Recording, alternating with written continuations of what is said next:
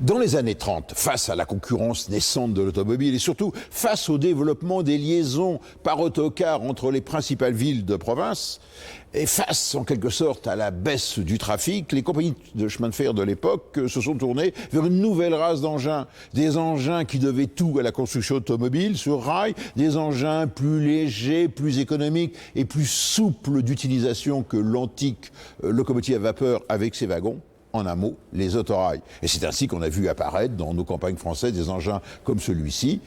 Voici un exemplaire, 1937, l'ABJ Renault. Et oui, Renault construisait des autorails, un engin magnifiquement restauré et exposé ici à la Cité des Trains à Mulhouse. Donc, dans ce DVD consacré aux autorails, un film et 4 bonus.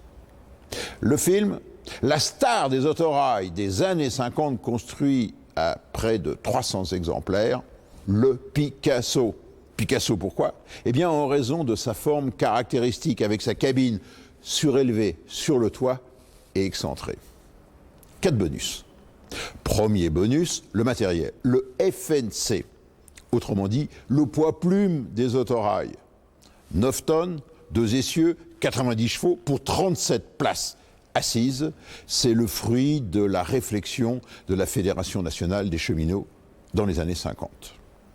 Deuxième bonus, comment ça marche? Et oui, comment adapter la technique de l'autocar au chemin de fer? Comment transmettre la puissance du moteur diesel aux roues? Troisième bonus, des idées d'avance. De l'autorail au turbotrain. Et oui, comment augmenter la puissance des engins avec le minimum de poids? Et pour cela, les ingénieurs de la SNCF se sont tournés vers la technique aéronautique, autrement dit, la turbine à gaz d'hélicoptère. 1000 chevaux pour 300 kilos. Quatrième bonus, un homme, un métier, conducteur d'autorail.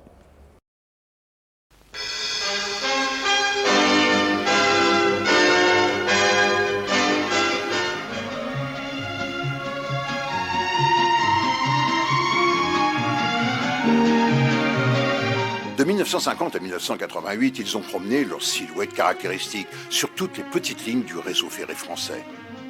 Assurément, le Picasso, c'est son surnom, restera le symbole du renouveau des autorails après la Deuxième Guerre mondiale.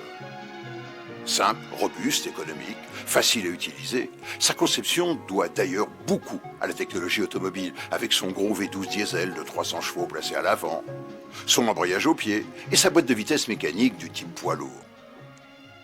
C'est d'ailleurs Renault qui assurera la construction des 261 exemplaires, constituant ainsi la plus grande série d'autorails dites unifiées.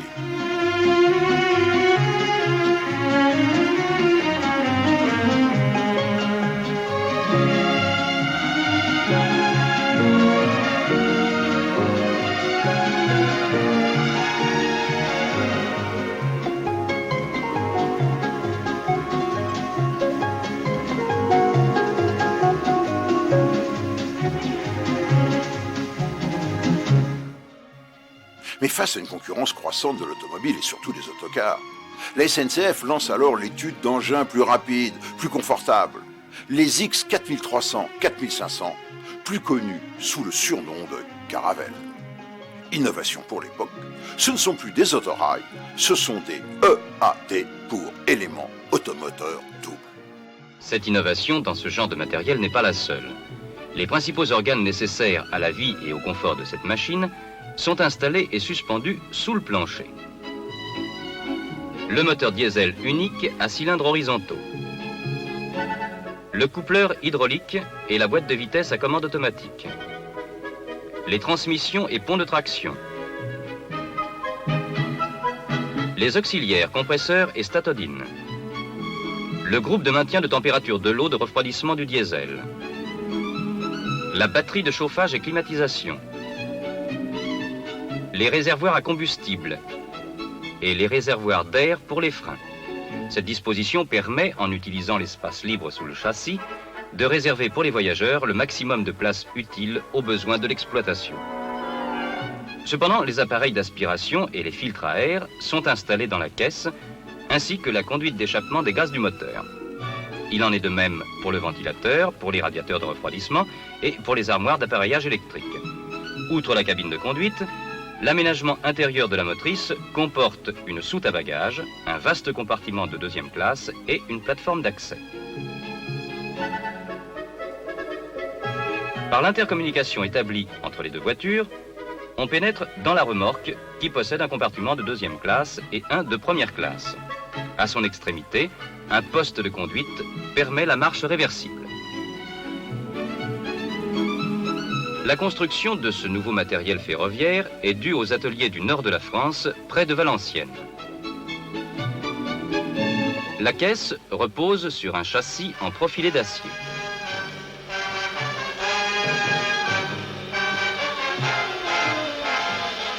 Les parois latérales sont obtenues par des éléments emboutis, réalisant chacun d'une seule pièce l'encadrement d'une fenêtre et la moitié des deux montants voisins.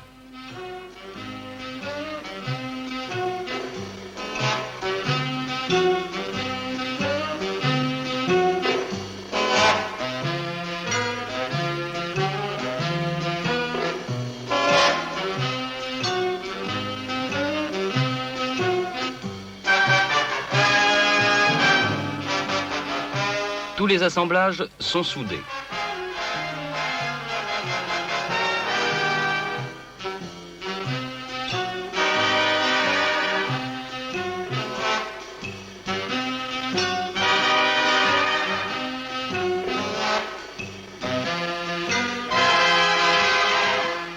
La mise en place de la toiture, dont les longrines continues s'encastrent dans les courbes embouties, s'exécute avec une grande facilité, comme d'ailleurs l'installation des parties extrêmes.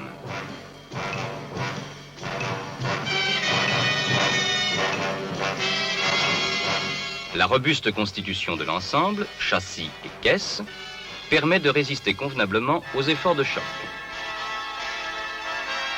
Les bogies, moteurs ou porteurs, diffèrent très peu de ceux des matériels précédents.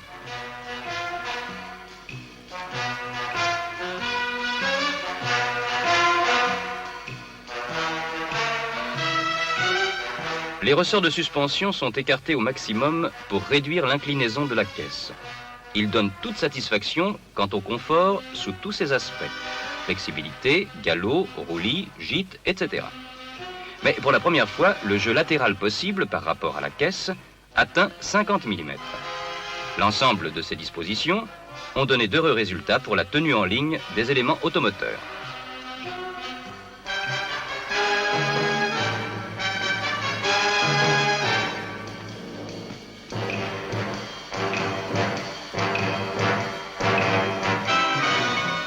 Le moteur diesel à 6 cylindres horizontaux est du type Poyot, construit à Surgères, près de La Rochelle, ou du type Soraire, construit au Creusot. Il est glissé sous la caisse de la motrice avec l'aide d'un chemin de roulement et suspendu au châssis en 3 points par l'intermédiaire de supports élastiques. Il suffit ensuite d'accoupler les conduits d'aspiration d'air, d'échappement, de combustible et les circuits électriques. Cette conception dans l'installation du moteur, que l'on pourrait appeler opération tiroir, autorise un échange rapide de celui-ci.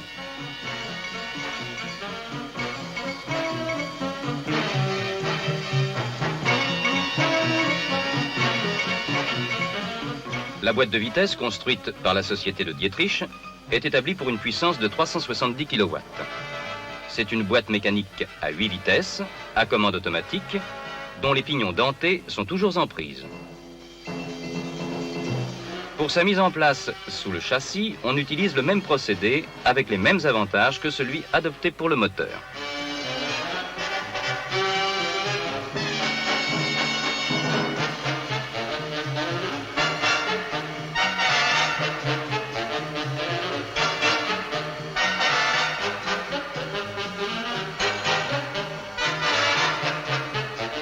Poursuivant toujours la même technique dans l'installation, les auxiliaires du moteur diesel, comme la génératrice statodine et le compresseur, viennent ajouter leur indispensable présence à l'ensemble de l'élément vital de la machine. Ils sont supportés par une traverse suspendue élastiquement et facilement démontable. Leur entraînement est assuré par des poulies et des courroies. Le reste du sous-sol est occupé par les organes et appareils nécessaires à la sécurité, au confort et à l'alimentation de l'autorail.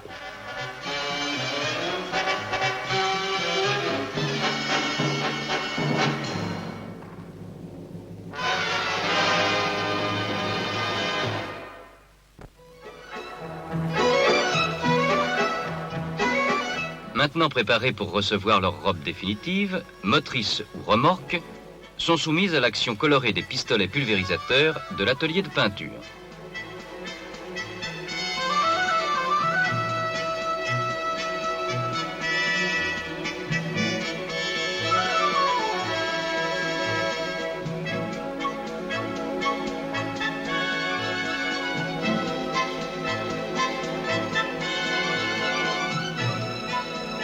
C'est dans ce vaste hall, égayé par les vives couleurs bien connues de tout le monde et qui définissent le genre autorail, que l'on procède aux aménagements de l'intérieur de la caisse.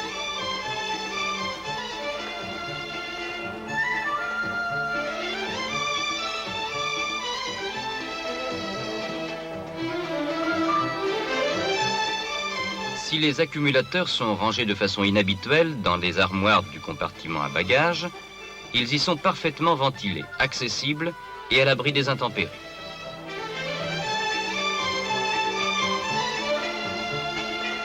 Malgré la traction à transmission mécanique, l'électricité est présente dans ces armoires conçues pour un entretien facile. L'une d'elles possède un bloc électropneumatique de commande du frein qui remplace avantageusement dans la cabine de conduite le robinet d'air classique.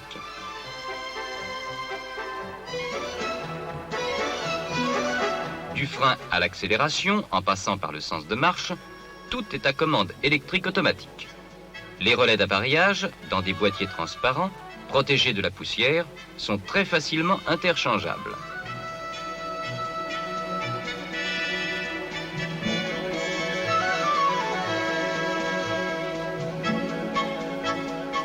Les essais en ligne ont largement confirmé les qualités attendues de ce nouvel engin.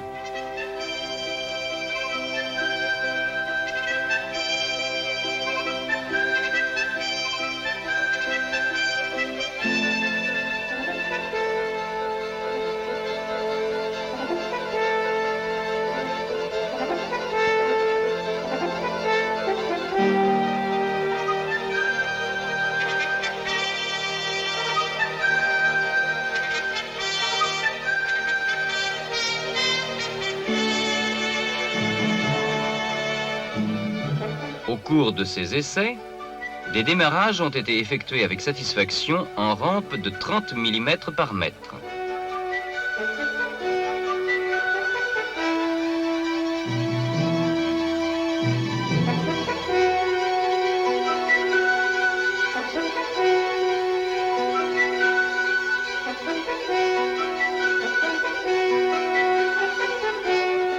La tenue de voie à la vitesse limite de 124 km à l'heure est excellente.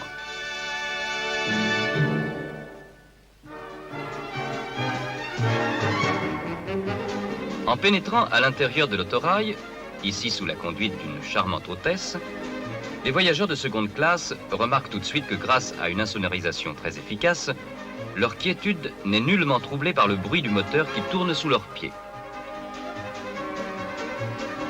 Si le vent de la vitesse devient gênant, il suffit de remonter la vitre jusqu'au déflecteur qui permet une agréable aération sans les inconvénients des remous de l'air extérieur.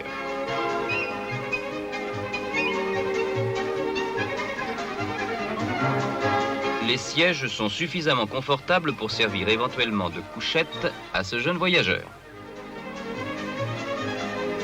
En faisant jouer des portes coulissantes, on peut très facilement passer de la motrice à son inséparable remorque par l'intercommunication pratiquement étanche qui remplace le classique soufflet.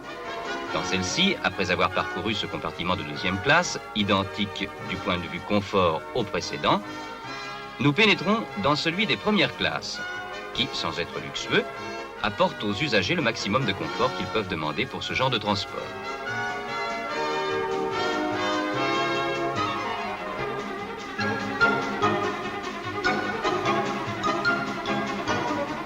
Des aménagements essentiels sont communs aux deux classes, comme les fenêtres mobiles à déflecteurs et l'éclairage fluorescent qui est d'une densité telle qu'un lecteur ne sera pas surpris par une baisse sensible de luminosité lors d'un passage sous un tunnel.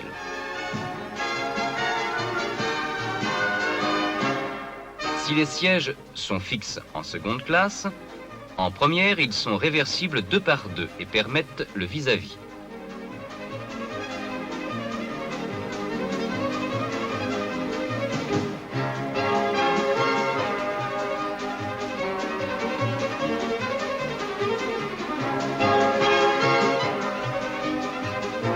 3 cabinets toilettes sont installés dans l'autorail et sa remorque.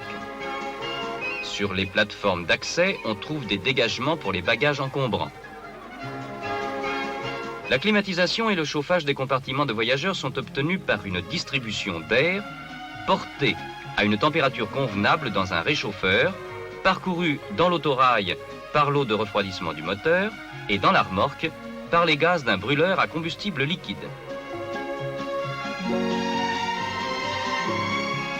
Des thermostats influencés par l'air chaud maintiennent une douce température, quel que soit l'état atmosphérique extérieur.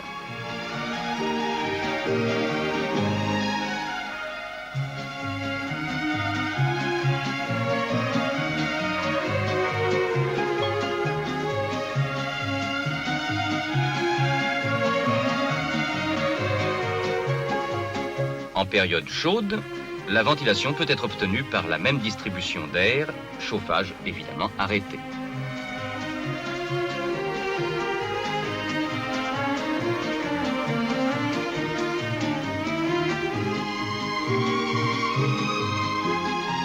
Avec les diverses compositions que permet ce matériel, on peut mettre en service 2 et même 3 éléments, c'est-à-dire 6 voitures, qui formeront une rame offrant 429 places assises. Un seul conducteur dirige cette formation en unités multiples de 990 kW, soit 1300 chevaux. Répartis dans les centres d'autorail de la SNCF et rayonnant sur plus de 200 km à partir de ceux-ci, ces éléments sont par leur qualité technique et leur confort très appréciés tant de la SNCF que de ses usagers.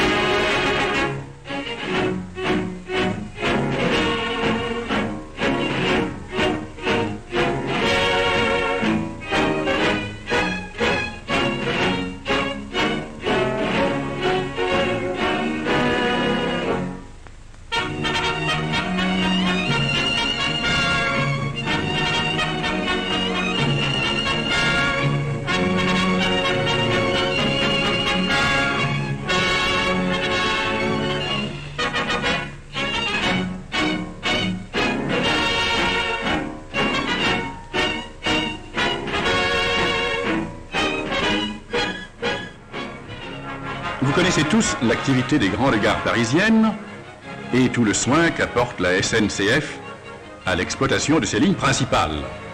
Toujours plus vite, meilleur confort sont les buts à atteindre.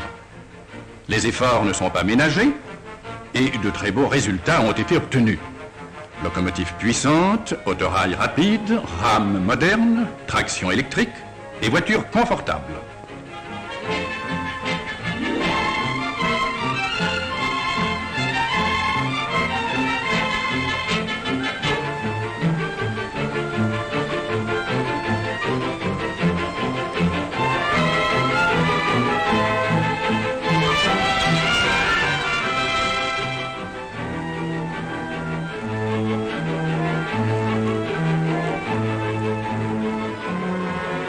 Quelle est par contre la situation des lignes secondaires? Leur exploitation n'a pas suivi le rythme de la vie et ne s'harmonise plus avec les conditions modernes. Le nombre de trains est réduit sur certaines lignes à 1 ou 2 par semaine. Un voyage aller-retour de quelques lieues peut durer plus d'une journée. Pour diminuer les frais, on crée les trains marchandises voyageurs. Quelles sont longues ces attentes dans les gares lorsque la locomotive du train manœuvre quelques wagons de marchandises.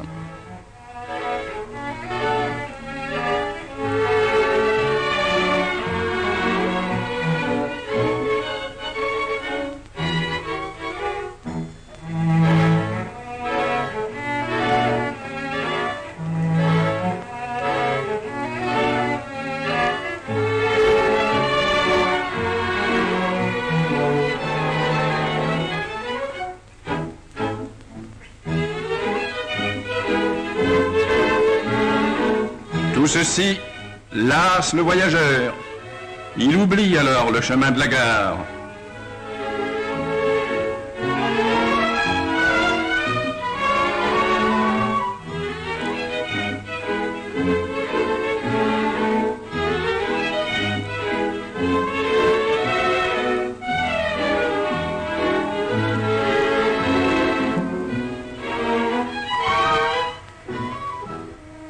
Déficit, lignes fermées, sont les conséquences de cet état de choses. Plus de trains. L'herbe envahit les voies. Le rail sommeille. Il est devenu un capital improductif.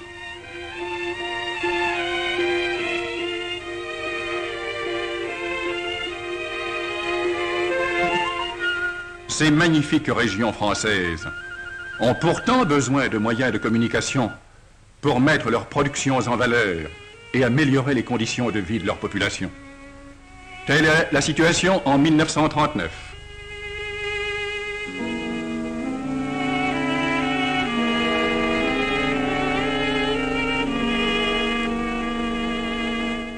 En 1946, les conditions économiques, les aspirations et les besoins des populations se sont modifiés. On demande la réouverture des lignes fermées. La Fédération nationale des cheminots étudie leur exploitation rationnelle.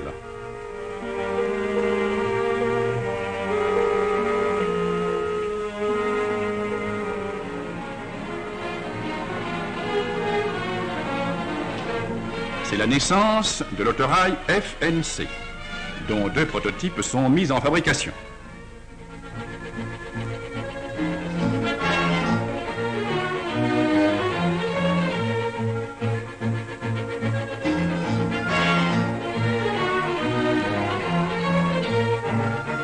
Le prototype La Touraine, qui porte le sigle de la Fédération nationale des cheminots, FNC, est présenté à la presse et essayé avec succès entre Paris et Chartres. C'est une réalisation d'ordre syndical, mais il est juste de préciser que rien n'eût été possible sans le concours de la SNCF, dont la direction et les services techniques ont donné leur acceptation et contribué à l'œuvre entreprise. Avec son moteur diesel Panhard de 80 chevaux, cet engin a un rayon d'action de 400 km. Il est conçu spécialement pour l'exploitation des lignes coordonnées, où la vitesse est limitée à 60 km à l'heure. Il offre 43 places assises et consomme 16 litres et demi de gasoil au 100 km. Il peut tirer une remorque de 35 places et entrer dans la composition d'un convoi jumelé. Il offre ainsi une grande souplesse d'exploitation.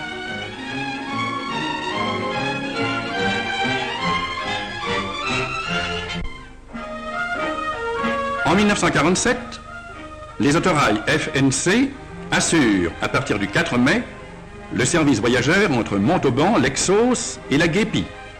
3 allers et retours par jour.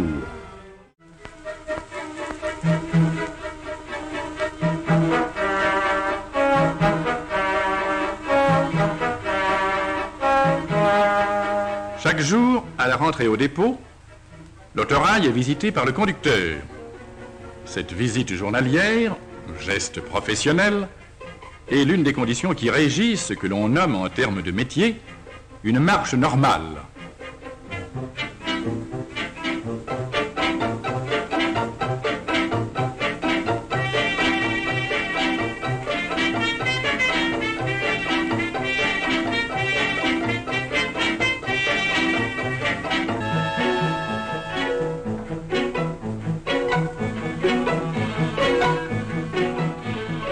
Tous les 5000 km a lieu une visite périodique de petit entretien.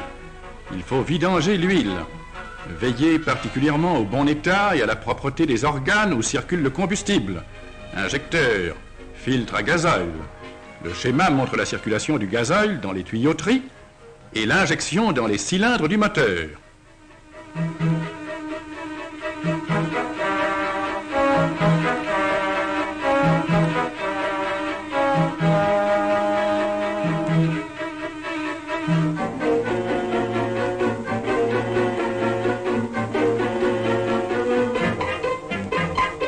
L'ouvrier procède aux différentes opérations avec une grande habileté.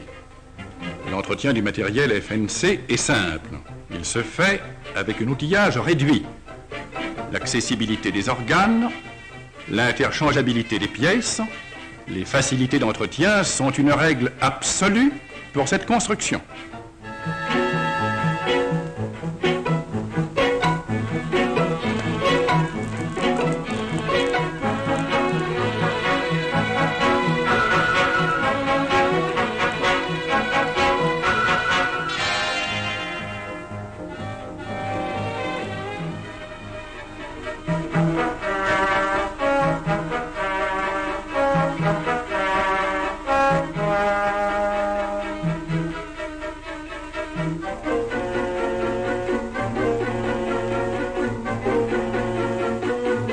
Après le remplacement des injecteurs, le filtre à gazoil, organe essentiel, est démonté puis changé.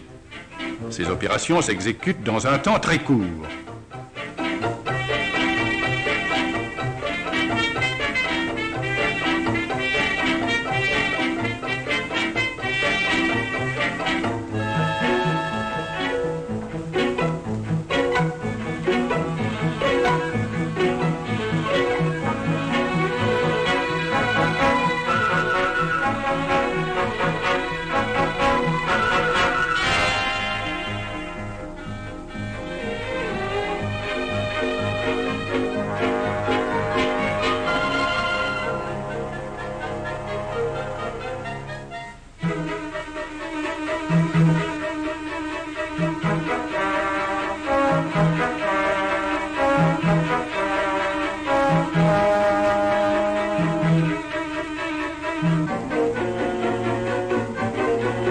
Il faut aussi vérifier l'usure des bandages.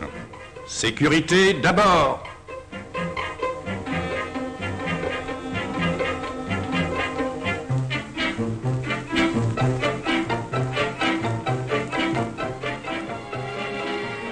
La visite terminée, l'autorail est bon pour être remis en ligne. Il accoste la remorque.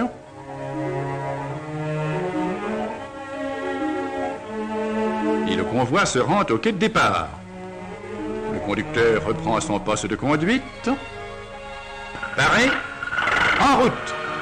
Nous partons vers la guépie.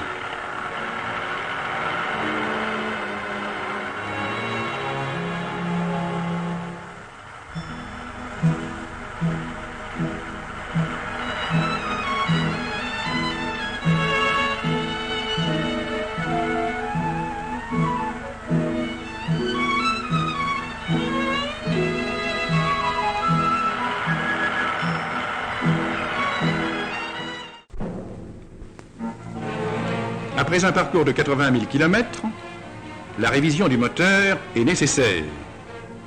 Un appareillage spécial permet d'effectuer la dépose du moteur et la pose d'un autre sans avoir recours à l'outillage d'un dépôt.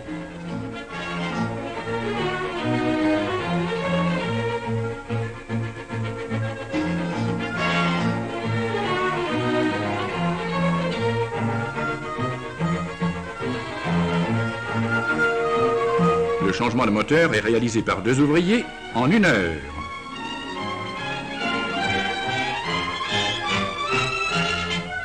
Le schéma montre la succession des opérations que les ouvriers vont exécuter.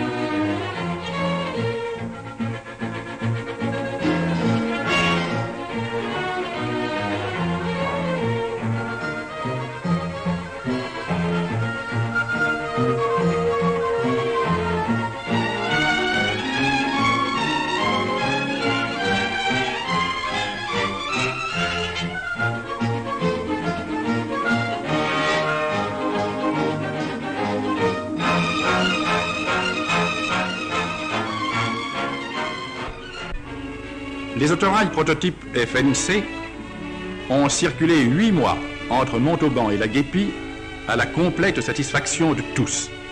Ils ont parcouru plus de 100 000 kilomètres.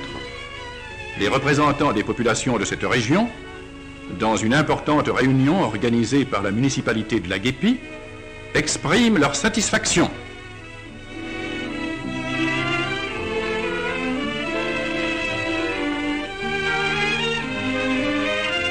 Dans d'autres régions, les populations demandent avec insistance le rétablissement des relations ferroviaires et leur desserte par autorail.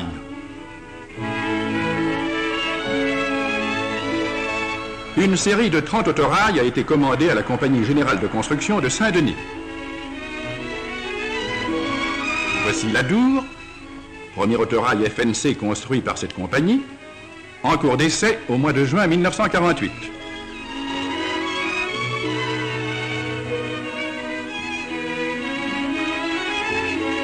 Remarquez le confort offert aux voyageurs, et en particulier l'utilisation des matières plastiques pour le revêtement intérieur de l'autorail. Ainsi, par l'action de la Fédération des syndicats d'ingénieurs, cadres, techniciens et agents de maîtrise des chemins de fer, et de la Fédération des travailleurs, cadres et techniciens des chemins de fer, action approuvée et appuyée par la direction de la SNCF, de magnifiques régions françaises pourront, grâce aux relations ferroviaires, affirmer leur vitalité, organiser et développer leur économie. Les cheminots qui participent à cette réalisation ont conscience de bien faire leur métier pour le service du pays.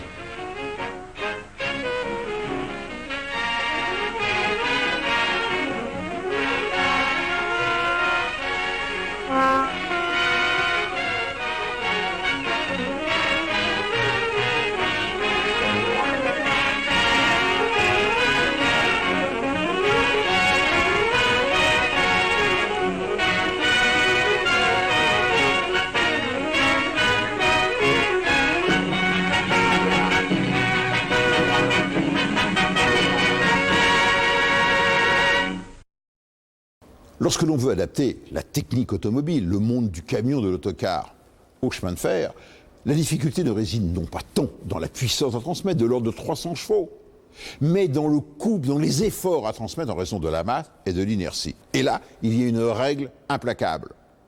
Au-delà de 300 chevaux à transmettre, le poids de la transmission est égal au poids du moteur.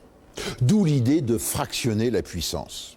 Voici deux solutions. Première solution, celle du tout-moteur adoptée par De Dietrich. Je m'explique. Vous avez ici un bogie, vous le reconnaissez. Là, la caisse, là, le bogie sous la caisse. Un essieu ici, un essieu là. Sur ce bogie moteur, vous retrouvez un groupe de transmission. Le radiateur, comme un camion, un moteur diesel Sorair 160 chevaux, la puissance d'un camion, vous connaissez la dynamo, et on transmet la puissance par-delà un embrayage classique, assisté pneumatiquement en raison des efforts à développer, une boîte de vitesse, 4 rapports, c'est toujours un camion, un petit arbre de transmission qui transmet la puissance, vous voyez, à un pont moteur qui fait tourner les roues. Et sur le pont moteur, il y a l'inverseur. Donc je transmets 160 chevaux sur une unité. Et si je veux avoir plus de puissance, vous l'avez compris, 300 chevaux, eh bien je fais un système moteur, un bogie moteur avant, un bogie moteur arrière. J'ai donc 2 fois 150, c'est-à-dire 300 chevaux. Voilà l'une des solutions développées par De Dietrich. Mais je peux développer une puissance unitaire de 300 chevaux. C'est la solution développée ici. Là, un moteur diesel de 300 chevaux qui entraîne un bogie. Mais comme le bogie tourne, il faut donc une transmission mobile par arbre arcadant. Petite explication. Là, la partie supérieure de l'autorail, nous sommes dans la caisse.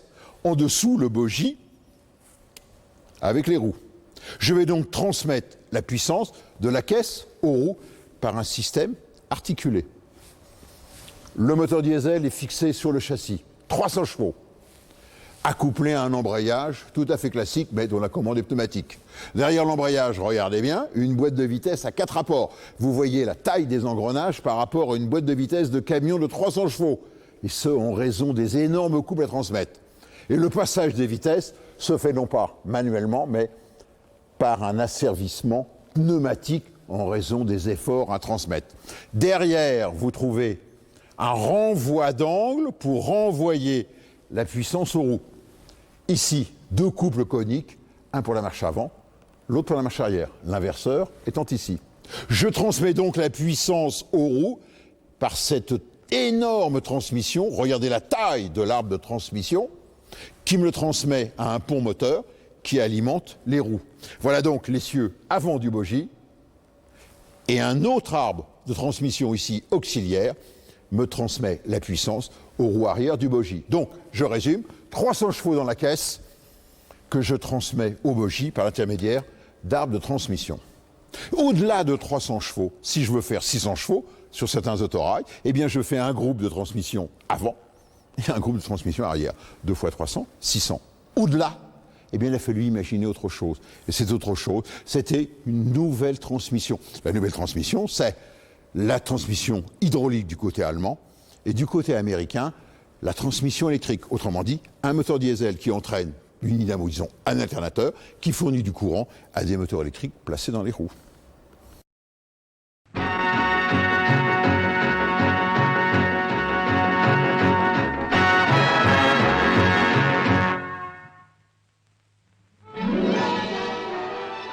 Cet autorail de 330 kW à moteur diesel, construit en série pour la SNCF et maintenant bien connu du public, a été conçu dans l'optique du meilleur compromis entre confort et rentabilité, sans rechercher des performances élevées.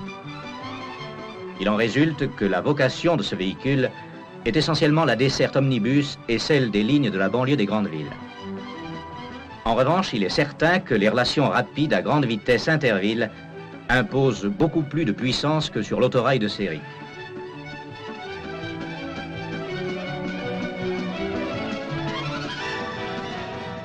Cet élément automoteur expérimental à grande vitesse, résultant du mariage du véhicule de série avec une turbine à gaz, a permis, grâce à cette dernière, d'installer la puissance requise sans transformer pour autant la motrice en une locomotive pesante, incapable de remorquer très vite une charge utile intéressante. La turbine à gaz, de conception aéronautique qui a été retenue pour cette première expérimentation sur la SNCF, équipe notamment les plus gros hélicoptères de la société Sud Aviation, Super Frelon et SA 330. Il s'agit du moteur Turbo 3, construit par la société Turbomeca.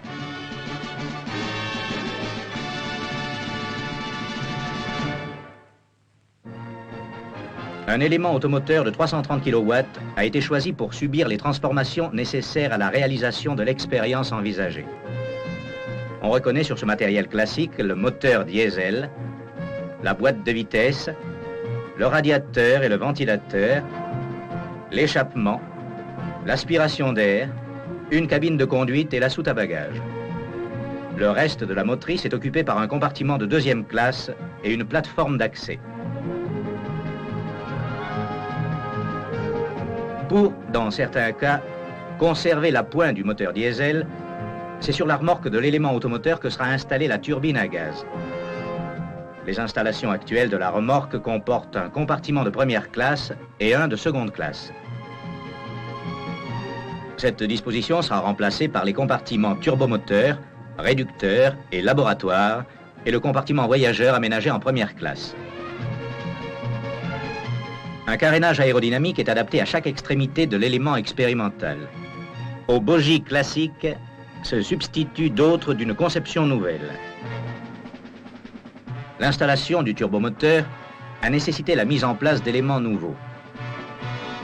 Le compartiment insonorisant, dans lequel prendra place le moteur, l'aspiration d'air pour la réfrigération, la boîte à filtre. Ensuite, les pièces maîtresses de l'engin, le turbomoteur, le dispositif d'échappement, le réducteur, les réservoirs à combustible. Enfin, un couloir de service permettant l'accès à la cabine de conduite, spécialement aménagée pour la commande du turbomoteur.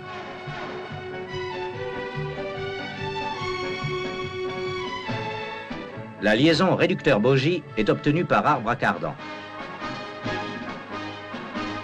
Dans ce compartiment sont installés les appareils de mesure indispensables aux essais et l'armoire d'appareillage électrique. Pour terminer les installations de la remorque devenue motrice, le compartiment voyageur est aménagé en première classe.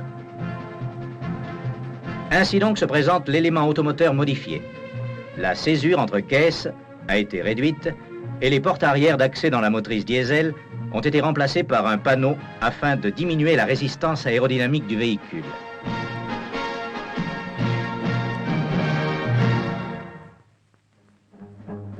C'est aux ateliers SNCF du Mans, à partir d'octobre 1966, qu'est réalisée la transformation de l'élément automoteur. La première modification consiste à adapter un bouclier de protection devant chacune des cabines de conduite existant sur l'autorail.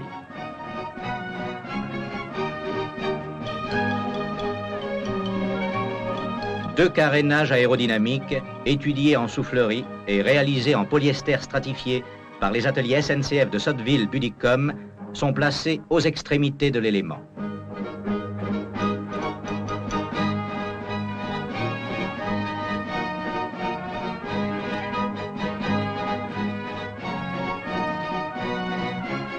Simultanément, on procède aux transformations intérieures des caisses.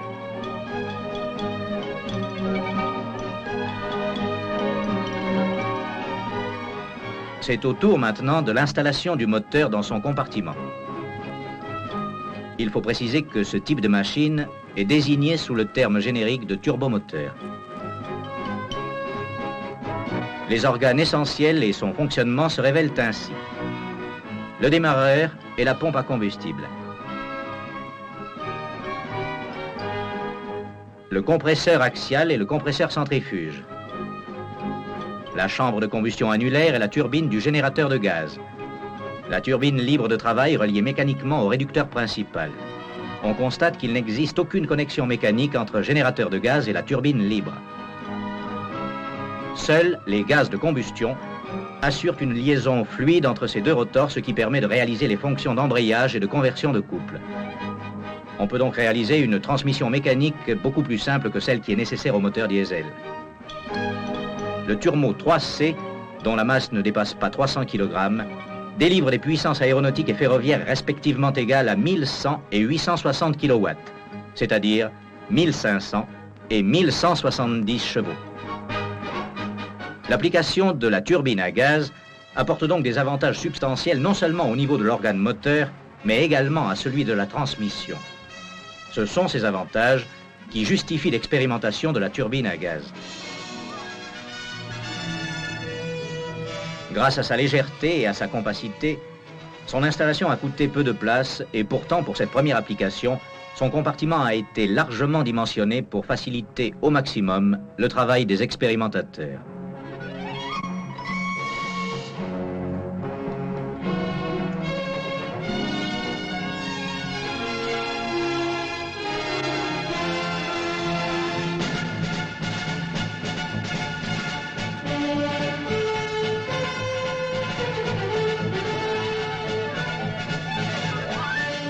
Un système d'échappement spécialement étudié permet de respecter les normes en matière d'insonorisation.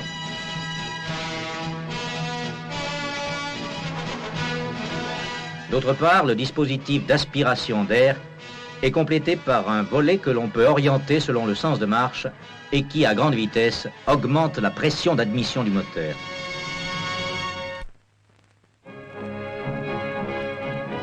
Un autre compartiment, contigu à celui du moteur, recevra le réducteur.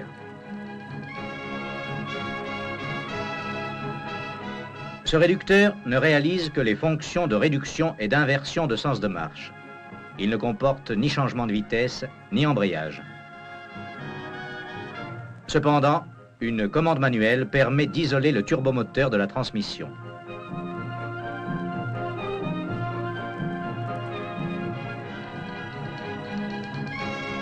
L'accouplement d'entrée comporte une roue libre permettant de lancer ou de stopper la turbine, quelle que soit la vitesse de la rame. Le plateau de sortie est relié au pont moteur des essieux par un arbre à cardan classique. Avec une transmission aussi simple, le démarrage de l'élément s'effectuera jusqu'à 40 km à l'heure avec le seul moteur diesel de 330 kW.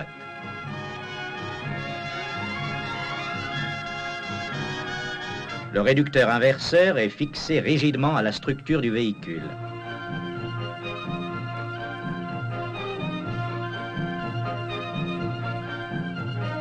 Une nouvelle conception de la liaison caisse-bogie s'est imposée par suite de l'adoption de bogies d'un type nouveau, aptes à circuler à grande vitesse et dont l'agencement général est particulièrement simple.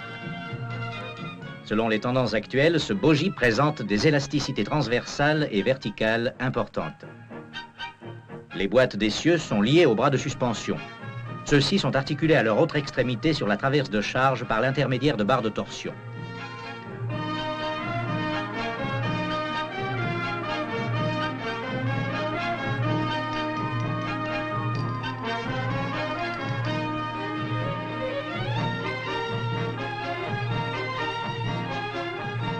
La timonerie classique est remplacée par l'utilisation de blocs de freinage, un par roue, et le bogie, entraîné par la turbine, est équipé de 2 ponts moteurs, alors que celui placé à l'autre extrémité de la rame et entraîné par le diesel n'en possède qu'un.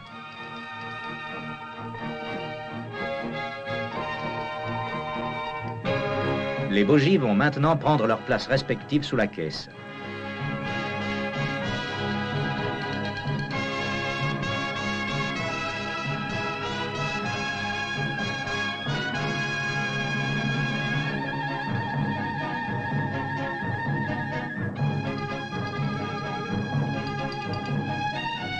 Une délicate opération commence sous la surveillance attentive et continue des techniciens.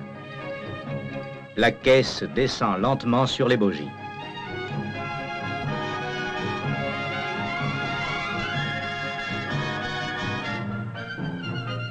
Par l'intermédiaire des appuis caoutchouc assurant la suspension latérale, la caisse reposera sur la traverse de charge du bogie.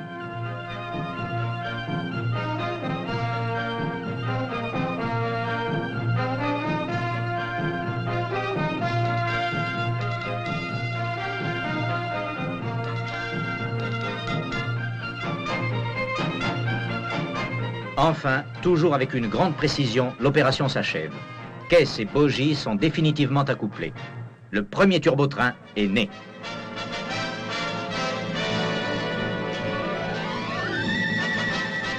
C'est au printemps 1967, dans la région du Mans, que le turbotrain effectue ses premiers tours de roue. Ces parcours permettent aux expérimentateurs de parfaire la mise au point avant les essais de grande vitesse. Dès ses premières sorties, il a donné toute satisfaction.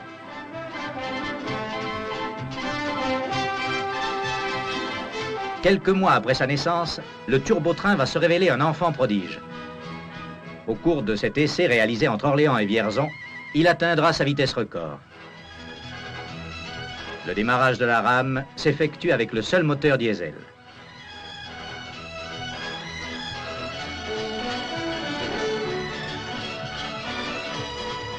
Dans le compartiment laboratoire, les spécialistes sont à leur poste. À 40 km à l'heure, le turbomoteur est lancé. Et à partir de 75 km à l'heure, le conducteur va utiliser progressivement la pleine puissance de ses moteurs.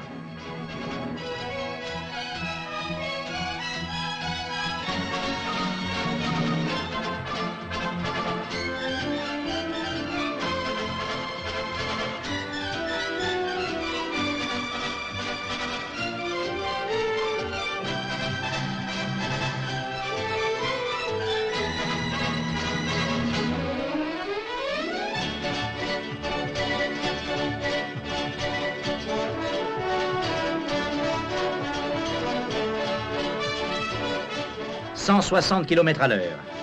Vitesse, pression, température évoluent normalement et sont soigneusement relevés. Il en sera ainsi pendant toute la durée des essais. Avec une transmission volontairement très simple, les essais ont démontré la validité technique du nouveau mode de propulsion. Une transmission plus évoluée permettra à la turbine d'assurer seule toutes les fonctions de traction.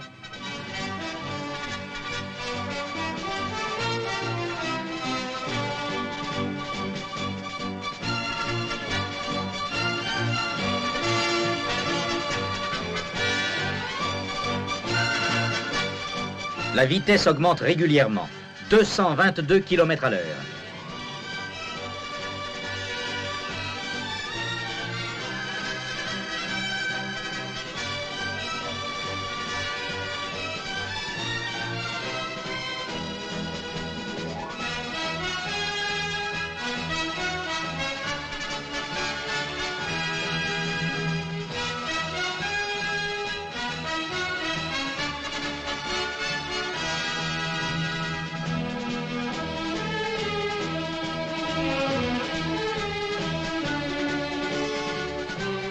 L'objectif qu'on s'était fixé au départ a bien été atteint. Il s'agit en effet de tirer la quintessence des infrastructures actuelles grâce à des véhicules puissants et légers capables de soutenir de hautes vitesses, quelles que soient les difficultés du parcours, et avec la sécurité requise, on atteint 238 km à l'heure.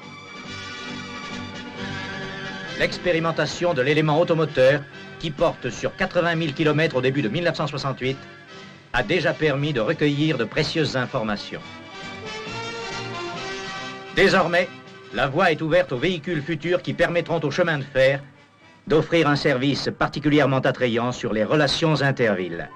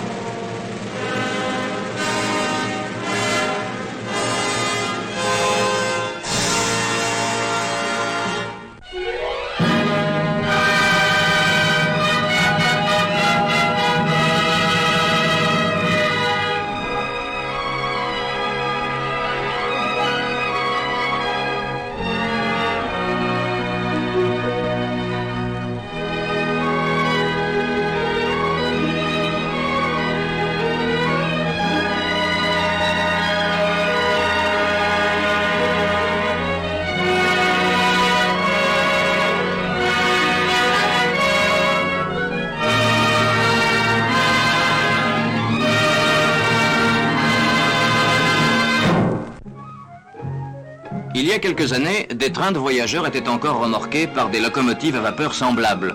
Et ce mécanicien retraité n'a pas hésité à reprendre contact avec son ancienne compagne, 32 ans après l'avoir quittée, pour nous la présenter. Aujourd'hui, ces mêmes trains sont assurés par des autorails modernes, qui ont permis d'améliorer tout à la fois le confort des voyageurs, la vitesse moyenne des trains et leur régularité, ainsi que les conditions de travail des agents de conduite. Mais si l'autorail diffère beaucoup de sa sœur aînée, la locomotive à vapeur, il doit également faire l'objet de soins attentifs et vigilants de la part de ses conducteurs.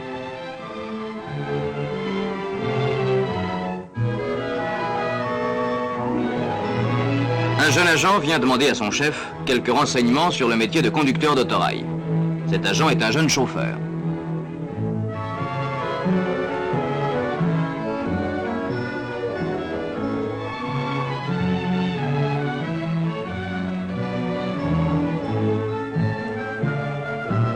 Voici justement des livres nouveaux. Nous allons voir ensemble quelques passages importants sur le travail que doit effectuer un conducteur d'autorail 300 chevaux unifiés.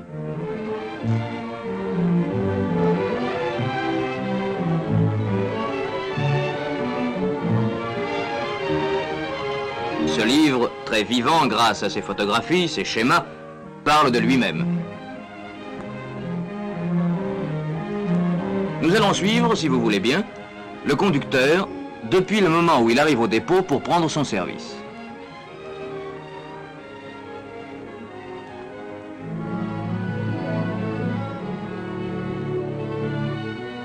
Il commence par prendre son graphique.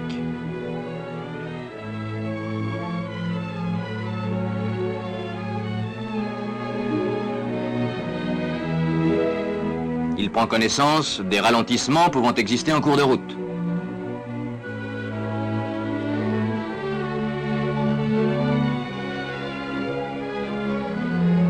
Le livre de réparation est toujours plein d'enseignements et il est très utile de le consulter avant chaque départ.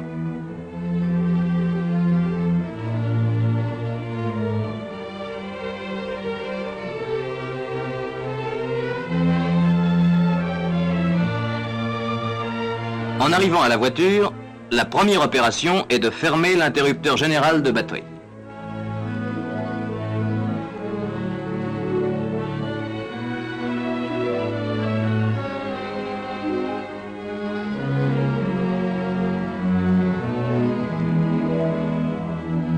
Chaque autorail possède un livre de bord.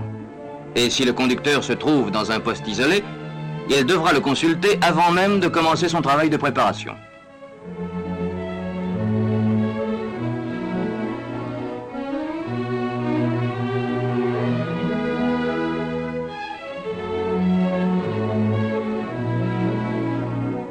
Vérification des pleins, en commençant par l'eau du radiateur.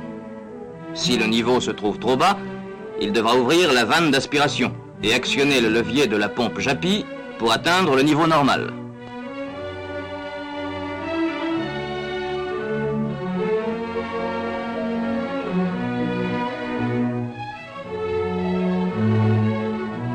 Oui, très bien. Comme cela, c'est bon.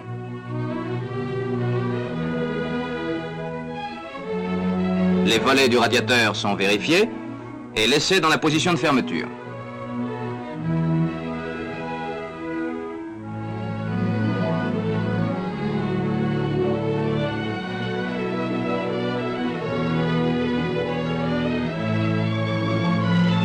Dans la cabine moteur, vérification du plein d'huile carter moteur. La jauge est sortie, essuyée.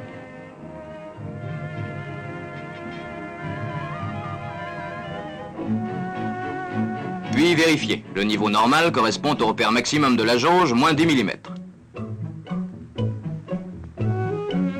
Il est très facile de compléter s'il est nécessaire.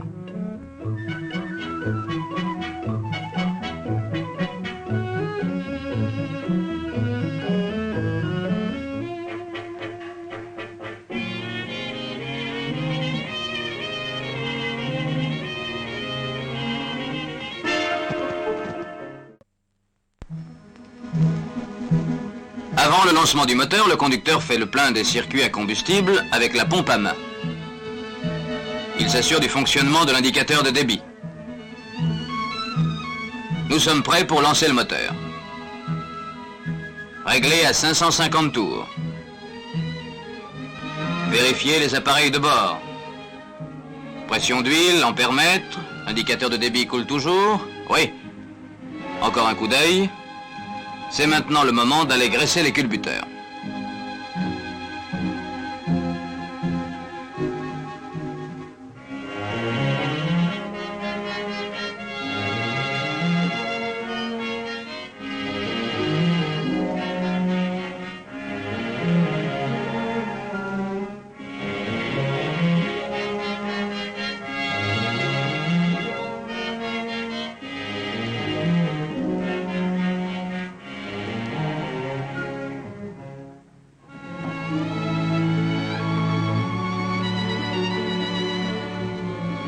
Quelques gouttes d'huile au fourreau du cylindre de débrayage, ainsi que sur son articulation.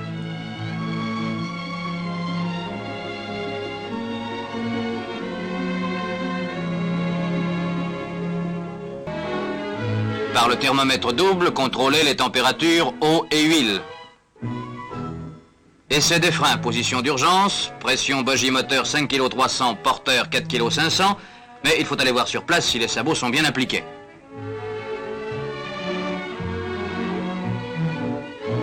Oui, c'est parfait. Le frein à main de secours est vérifié.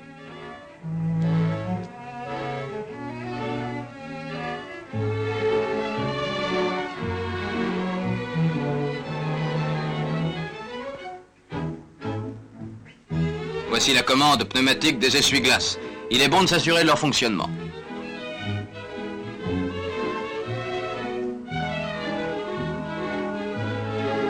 Vérifiez qu'il y a assez de papier pour la bande flamand. Essai des sablières. sans oublier de se rendre compte si la réserve de sable est suffisante.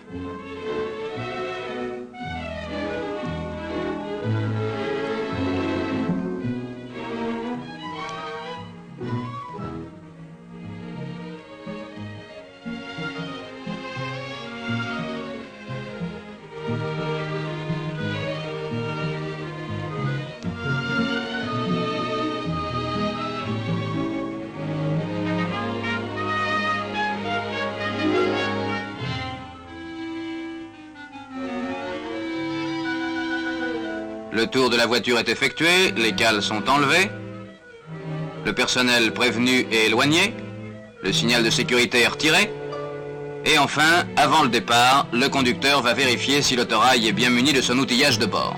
De bidons d'huile, les chaînes de liaison caisse-bogie, demi-accouplement de frein, flexible de liaison, la clé spéciale, les agrès réglementaires, grenades. L'emplacement de tous les appareils de sécurité est indiqué sur ce plan.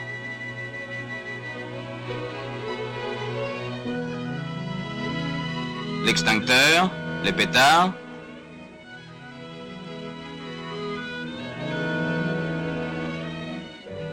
les torches à flamme rouge,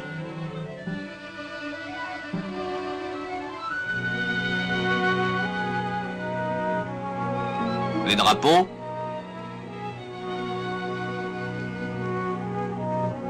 le disque rouge et le câble de jumelage, le brancard de secours.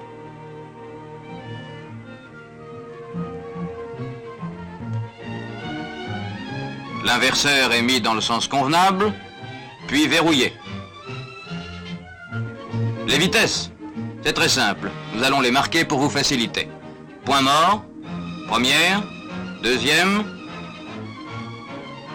point mort, troisième, et en face se trouve la quatrième vitesse. Non, je n'ai pas compliqué, mais il faut manœuvrer délicatement. Débrayer, première vitesse. L'autorail peut sortir du dépôt. La visite avant départ est terminée. Le travail de conduite commence. Mais le conducteur part tranquille. Il peut compter sur sa machine.